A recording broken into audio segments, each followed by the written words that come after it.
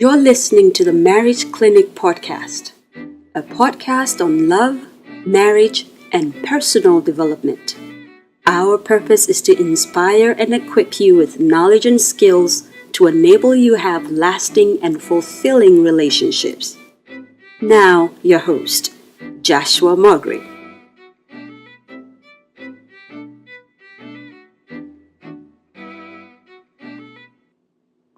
Hello, good evening, and welcome to the Marriage Clinic Podcast. This is a podcast about love.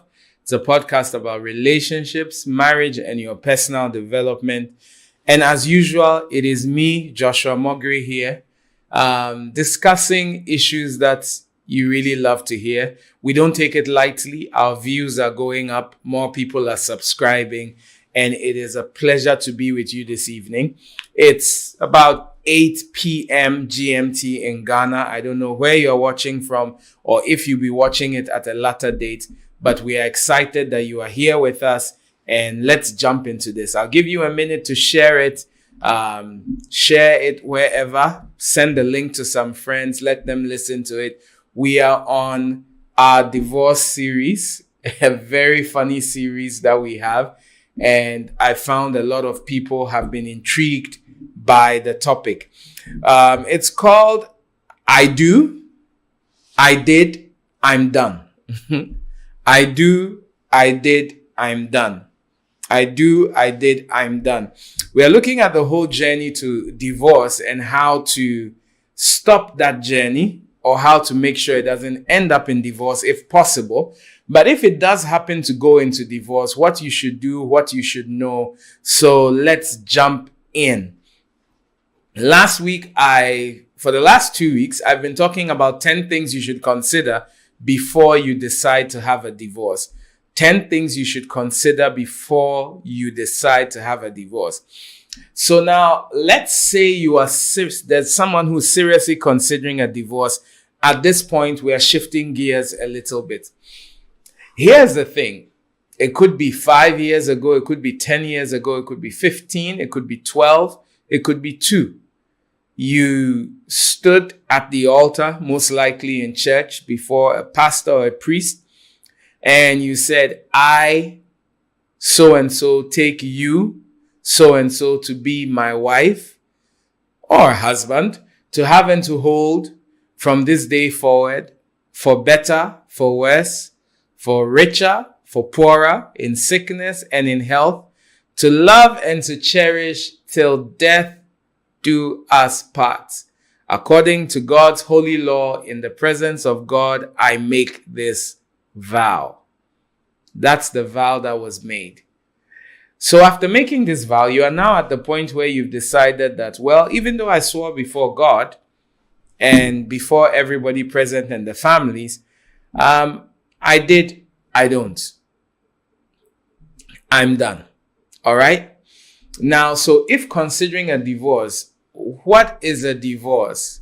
A divorce is the legal dissolution of a marriage by a court or a competent body. So if it was a traditional marriage that was done before the elders have ways to dissolve the marriage. If it was done before a court, you need to go back to the courts to get the marriage dissolved. You don't pack out of the house and say we are divorced. You are not divorced. You are separated.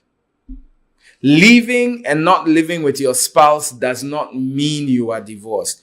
You may not have lived together for 20 years. It does not mean it is a divorce until you have gone to the courts or the legal institution present to dissolve the marriage. So for those out there who have abandoned their wives or had to run away from their husbands and saying you are divorced, you are not divorced, you are separated. You are not divorced, you are separated. Using a personal example, in my parents' case, they were separated for over 25 years. But when my dad passed away, legally, my mom was still his wife. So, you need to get an institution.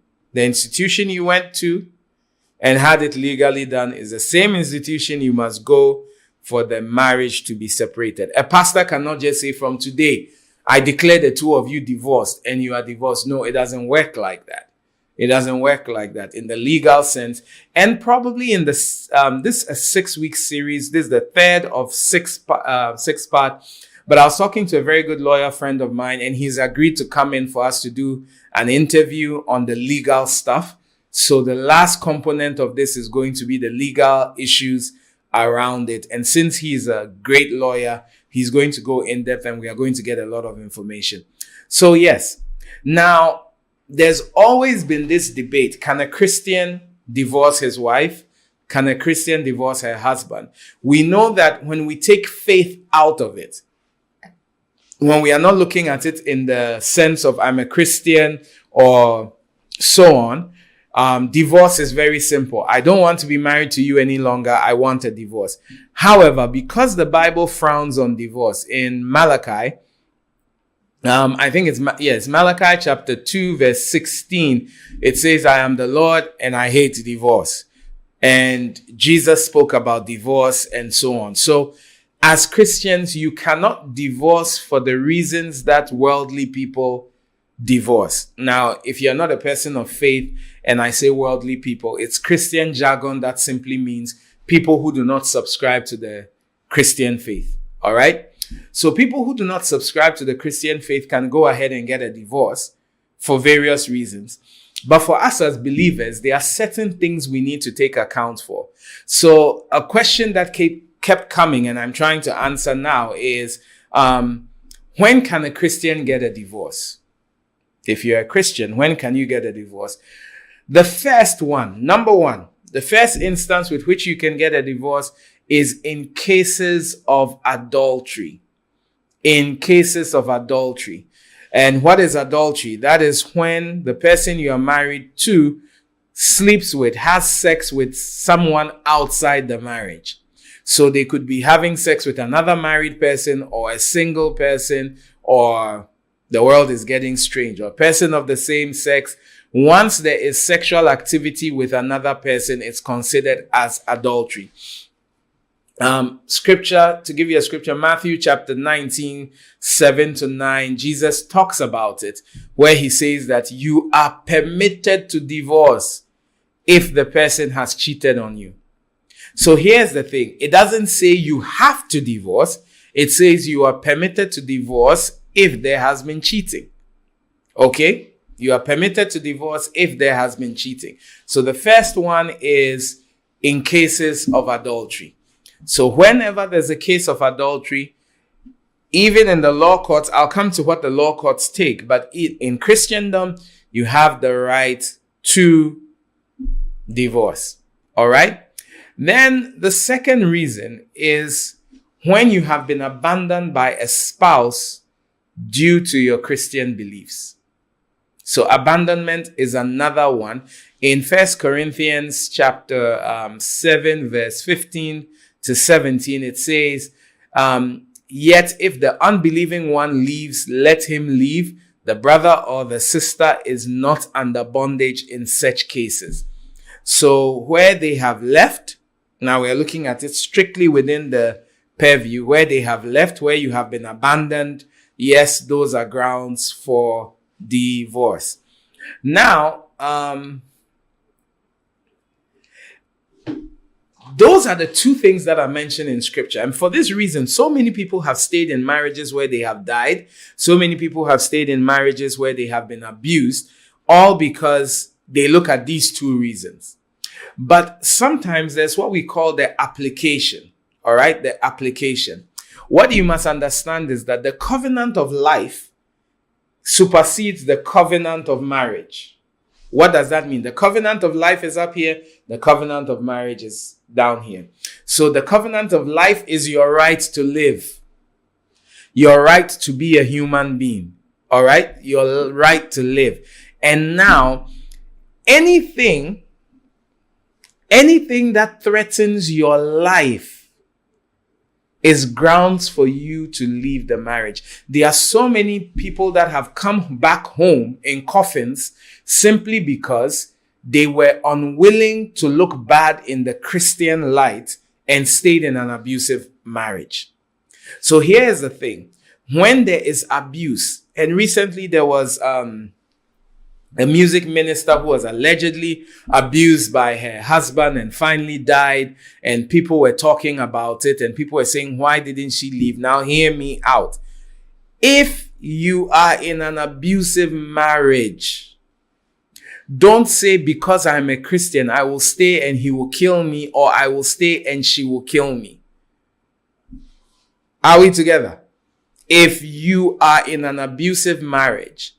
Now, when we talk about abuse, people even stretch it beyond physical abuse to emotional and psychological abuse, where you are being gaslighted, where you are being cut off from all your friends, you are being told you shouldn't go to specific places, and it persists.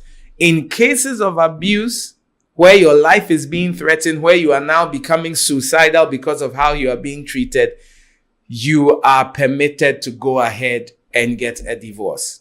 All right? Because the life covenant comes above the marriage covenant. Now, we must also realize that divorce is not the unpardonable sin. I know in today's generation, people divorce at the drop of a hat. And one of the reasons why we run the marriage clinic is that we are determined to teach people how to get their marriages to work. So I believe in marriage. I believe that marriages can work. I do not think any marriage is beyond redemption. I think if both parties are willing to work at it and take steps, there are ways to come back from that. However, let's even say you divorced for not one of these reasons. Let's say you divorced for any other reason that biblically is looked at as wrong. Divorce is not an unpardonable sin. In the same way, God will forgive the person who takes a life, the killer who comes before God and says, Lord, I killed somebody, please forgive me, and receives redemption. In the same way, the prostitute who has turned her life around, the thief, the liar, the gossip, in the same way, if even, and this is liberating someone, if even your divorce may not have been under the scriptural grounds, it doesn't mean that your life is over, and it doesn't mean that it's an unpardonable sin. All right? So, other things that lead to divorce, or other things that spike divorce, or may make you want to find out if I need to leave this marriage. I've spoke about abandonment. There are people, especially where we live in Africa, where traveling to the West is seen as a golden ticket.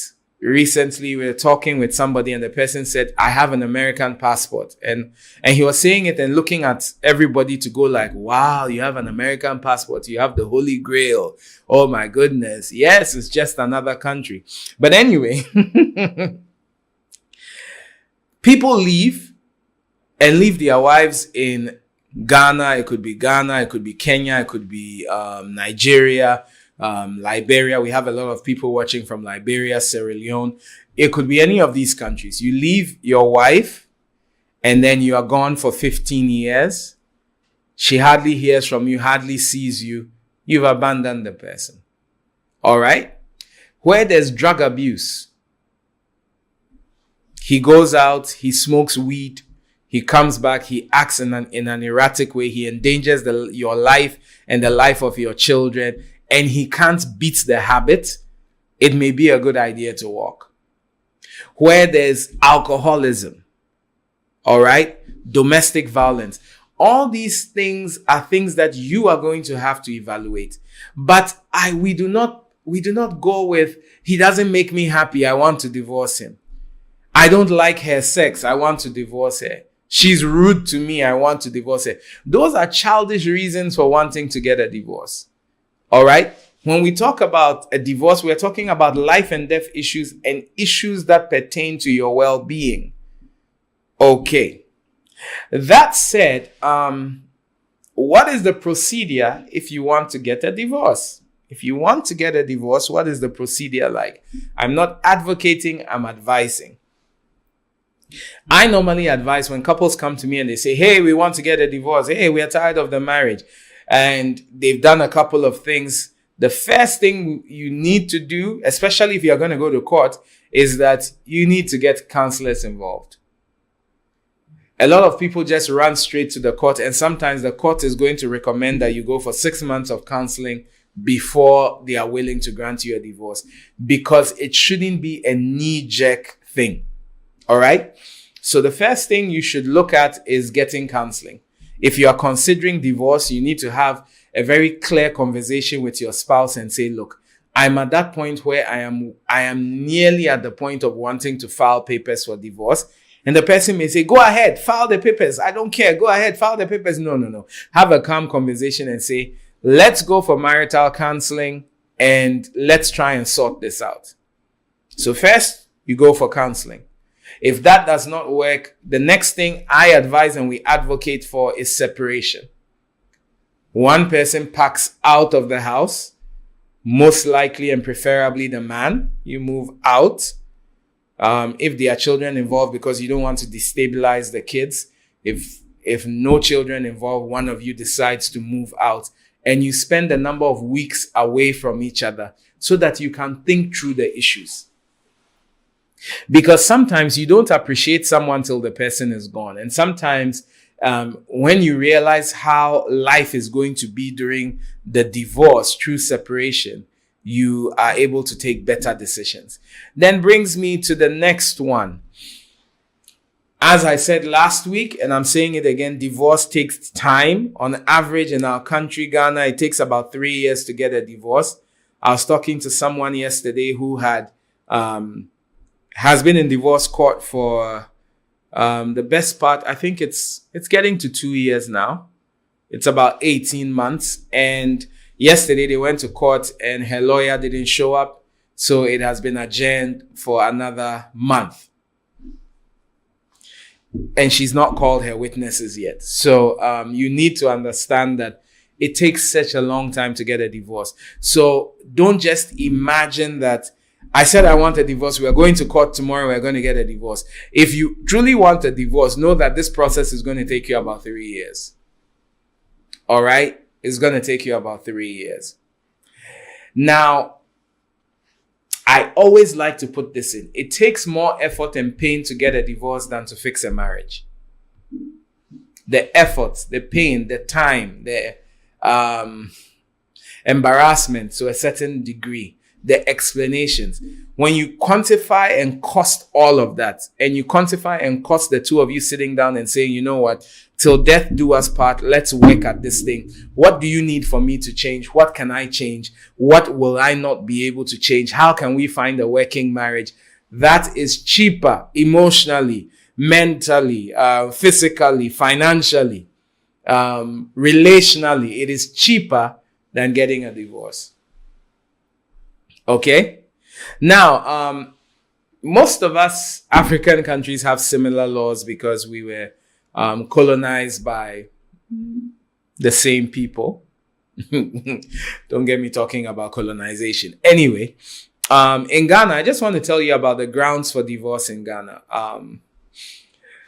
This, in fact, is the sole grounds for divorce. That notwithstanding, the sole grounds may be evidenced by proof or one of the following. When we are talking about divorce, reasons you can go and get divorced. Number one, in the courts. Now, we are not talking about biblically. We are looking at in the courts. And when the lawyer comes on, he will go deeper.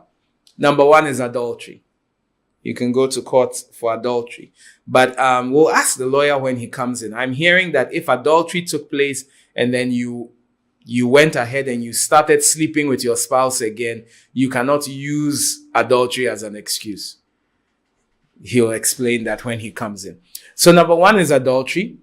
Number two is unreasonable behavior. Now that's where a good lawyer is able to make anything and everything show unreasonable behavior. Anything that is deemed as unreasonable behavior, abuse, substance addiction, financial terrorism, and all of that. When you can prove that as unreasonable behavior, then desertion. When you have been deserted by your spouse, that's grounds for divorce in this country. Separation without consent for a period of 2 years. So if the person is going abroad and you say, I don't want you to go, or the person is moving to Tamale and you are in Takrade and you say, I don't want you to go, and the person is away for a minimum of 2 years, it's grounds for divorce. That's without consent. Now, when you have been separate for 5 years, it's grounds for divorce. So maybe she left home, she's been away for up to 5 years, it's ground for divorce. Now, also, you need to remember that sometimes staying is worse than leaving. I know as I'm saying all this and I'm thinking about it, I don't also want someone to be sitting in a marriage that is killing them, or you are now thinking of killing yourself because you want out of the marriage. So sometimes staying is worse than leaving. And sometimes we say we are staying because of the children. And take this from someone who came from a broken home. Sometimes the children growing up in an abusive household is worse than them knowing their parents are separated. You can be damaging children for life by choosing to stay in an abusive marriage just because you don't want the tag of divorce. I don't know who that is liberating today, but here we are. This is the Marriage Clinic. It's a podcast that comes once a week to you. Today we are dealing with the not so pleasant subject of divorce, and we've gone through some of the reasons why you can get a divorce and what to do. As I said, in 3 weeks' time, we are getting a legal expert. He lectures in the law school and he does such great work, and he is going to come and speak to us about the legal aspects of marriage and divorce and child custody. Who gets the children? Who gets the house? Is property split 50-50? Do I have to keep paying my wife for the rest of my life? Alimony and all those things. He's going to come and we're going to have a great conversation about all of this. But up until then, this is the Marriage Clinic podcast. I trust that I've given you a bit of an understanding of reasons you can get divorced and how to go about it to a certain extent. I sincerely pray. I'm praying for two groups of people. First of all, I'm praying for those that have problems in their marriage that can be solved, but still want a divorce. I pray that God touches your heart. God grants you wisdom on how to fix these situations. And then I'm also praying for those who need to leave, that God grants you strength to leave, because there are some marriages that may take your life. It's a sad note, but it's a good note because at least we know what is happening. So up until next week, we will meet again. My name is Dr. Joshua Mogri. Please do subscribe. And I have a big request. Even if you are listening to this on the podcast on Anchor, or you're watching this on Facebook, could you please go to my YouTube account and subscribe?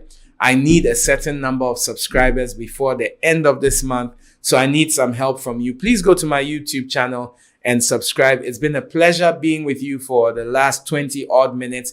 Next week, I'm coming to you with how do you protect yourself and your marriage against divorce? How do you protect yourself and your marriage against divorce? It's great. See you next week. Take good care of yourself. Love you all. Bye.